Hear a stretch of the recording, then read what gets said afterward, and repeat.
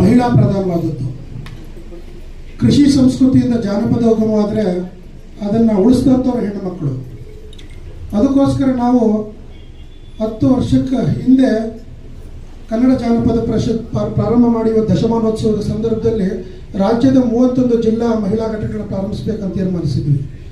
ಮೊದಲನೇ ಮಹಿಳಾ ಘಟಕವನ್ನು 2018ರಲ್ಲಿ ರಾಯಚೂರು ಜಿಲ್ಲೆಯಲ್ಲಿ ಪ್ರಾರಂಭಿಸಿ ಇವತ್ತು ಅಲ್ಲಿ 1,000ಕ್ಕಿಂತ ಹೆಚ್ಚು ಮಹಿಳೆಯರನ್ನು ಮಹಿಳಾ ಘಟಕದಲ್ಲಿದ್ದು ಒಂದು ರಾಜ್ಯ ಮಟ್ಟದ ಸಮ್ಮೇಳನವನ್ನು ಮಾಡಿದ್ವಿ. ಮಹಿಳಾ ಘಟಕದ ವತಿಯಿಂದ ಸುಮಾರು 5,000 ಮಹಿಳೆಯರು ಮಹಿಳಾ ಘಟಕದ ಸಮ್ಮೇಳನದಲ್ಲಿ ಭಾಗವಹಿಸಿ ಭಾಳ ಯಶಸ್ವಿಯಾದಂಥ ಸಮ್ಮೇಳನ ಮಾಡಿದ್ವಿ. ಈಗಿನ ಸಚಿವರಾದಂಥ ಬೋಸರಾಜ್ ಅವರು ಸಹಾಯ ಇತ್ತು.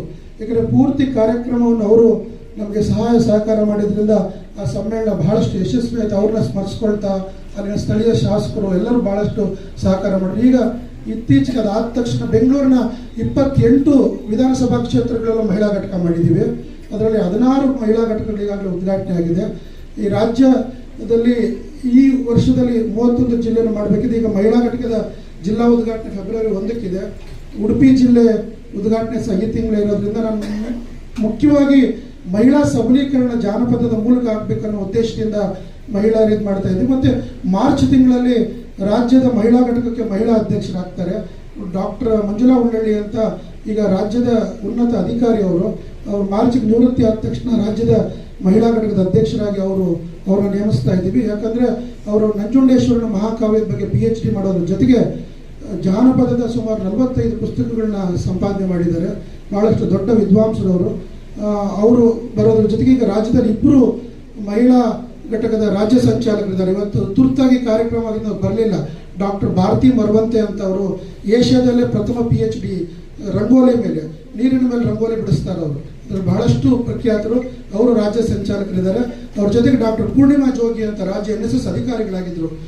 ಇವರಿಬ್ಬರು ಅರ್ಧ ಕರ್ನಾಟಕ ನೋಡ್ಕೊಳ್ಳೋದ್ರಿಂದ ಇನ್ನು ಮುಂದಿನ ದಿನಗಳಲ್ಲಿ ಮಹಿಳಾ ಘಟಕಗಳು ಹೆಚ್ಚು ಪ್ರಬಲವಾಗಬೇಕು. ಈಗಾಗಲೇ ನಮ್ಮ ಬೆಂಗಳೂರು ನಗರ ಜಿಲ್ಲೆಯಲ್ಲಿ ಪ್ರಬಲವಾಗಿದೆ. ಬರೋ ತಿಂಗಳು ಇದೇ ತಿಂಗಳು 21ಕ್ಕೆ ಬೆಂಗಳೂರಿನ ಮಹಿಳಾ ಸಮ್ಮೇಳನ ನಡೀತಾ ಇದೆ. ಇದೇ ಮಾರ್ಚಲ್ಲಿ ರಾಜ್ಯ ಮಟ್ಟದ ಮಹಿಳಾ ಸಮ್ಮೇಳನ ತರೀಕೆರೆಯಲ್ಲಿ ಮಾಡ್ತಾ ಇದ್ದೀವಿ.